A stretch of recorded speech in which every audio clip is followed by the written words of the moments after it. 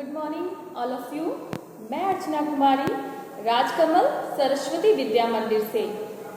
आज हम लोग हिंदी व्याकरण में संगम, बलाघात और अनुतान किसे कहते हैं ये समझेंगे। तो आइए समझते हैं। आप लोग सभी इस वीडियो को देखिएगा और समझने की कोशिश कीजिएगा। मैं आपको पहले क्लास में समझा चुकी हूँ कि संगम, बलाघात, अनुतान किसे कहते हैं और आज हम इस वीडियो के माध्यम से वही जानेंगे। ये देखिए, संगम, संगम का अर्थ होता है मेल। संगम का अर्थ होता है मेल। उच्चारण के समय बच्चों, उच्चारण के समय शब्द के बीच में अल्पकालीन मौनावस्था या विरामावस्था को संगम कहते हैं। उच्चारण के समय जब हम किसी शब्द को बोलते हैं, तो उस समय कभी कभी क्या होता है कि हम लोग शब्द को बोलते समय विराम लेते हैं, रुकते हैं।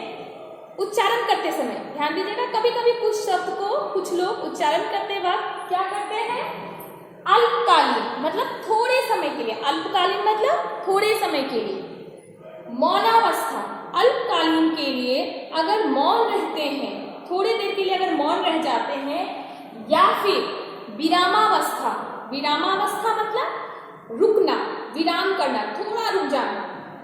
मतलब उच्चारण के समय जब हम कभी कभी क्या होता है, किसी शब्द को बोलते समय, उच्चारण करते समय अल्पकालीन थोड़े समय के लिए मौन रह जाते हैं या फिर थोड़े ही समय के लिए रुक जाते हैं, तो उस समय शब्द जो है अपने अर्थ से भिन्न हो जाती है, उसका अर्थ बदल जाता है। उदाहरण के स्वरूप आप देखिए, यहाँ पर ये शब्द लिखा हुआ है ना, यहाँ ये देखिए, यहाँ क्या लिखा हुआ है, तुम्हारे। इसको बोलते हैं तो क्या बोलते हैं, तुम्हारे। तुम्हारे पास कलम है ऐसा बोलते हैं। लेकिन अगर तुम्हारे बोलते वक्त थोड़ा सा भी अगर हम विराम लेते हैं, थोड़े समय के लिए, अल्पकालीन अगर हम मौनावस्था में रहते हैं या विरामावस्था में रहते हैं, तो इसके अर्थ बदल जाएंगे। तुम्हारे, तुम्हारे, तुम्हारे, तुम्हारे। देखिए, तुम्हारे का अर्थ मतलब तुम्हारा, तुम्हारे मतलब तुम पराजित हो गए, अर्थ बदल गया।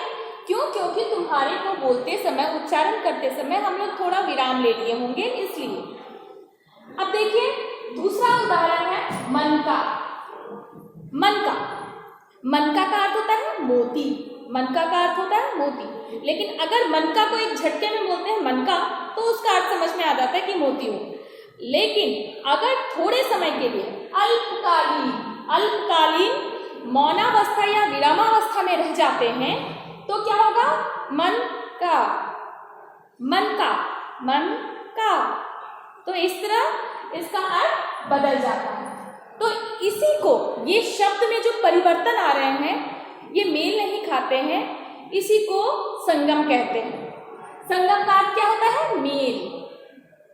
तो अगर आप किसी शब्द को बोलते समय अच्छे से एक झटके में बोलते हैं तो उसका अर्थ दूसरा होता है। अगर उस शब्द को बोलते समय विराम लेते हैं या मौन रह जाते हैं तो उसका अर्थ बदल जाएगा। अब आइए, दूसरा है बलाघात। शब्द से ही थोड़ा अर्थ समझ में आ जाता है। बल, बल द्वारा आघात, बलाघात। शब्द बोलते समय अर्थ या उच्चारण की स्पष्टता के लिए, शब्द बोलते समय अर्थ या उच्चारण की स्पष्टता के लिए जब हम किसी अक्षर पर विशेष बल देते हैं, किसी अक्षर पर विशेष बल देते हैं, तब इस क्रिया को बलाघात कहते हैं। बच्चों, हम लोग कभी कभी किसी शब्द को बोलते समय किसी एक शब्द पर या वाक्य में या अक्षर पर भी, ध्वनि पे, देखिए बलाघात शब्द पर भी होता है, वाक्य पर भी होता है, ध्वनि पर भी होता है, अक्षर पे भी होता है। तो यहाँ पर हम आपको कम समय में जानकारी ज्यादा देंगे। जब हम शब्द बोलते हैं उस समय उसके अर्थ या उच्चारण की स्पष्टता के लिए हम किसी एक अक्षर पर विशेष बल देते हैं, और इसी विशेष बल को बलाघात कहते हैं, बल द्वारा आघात करना। उदाहरण स्वरूप देखिए, विष्णु, जब हम विष्णु बोलते हैं तो ये मूर्धन्य शब्द, ये देखिए इस पर हम विशेष बल दे रहे हैं, विष्णु, उस पर हम विशेष बल दे रहे हैं। दूसरा है आनंद, नाव के ऊपर विशेष बल पड़ रहा है। अतः, तह, इस पे विशेष बल पड़ रहा है। प्रातः, प्रातः में भी तह पर विशेष बल पड़ रहा है। दुल्हिन, हिन, हर्ष ई वाली ई, इस पर विशेष बल पड़ रहा है। तो इसी को बलाघात कहते हैं।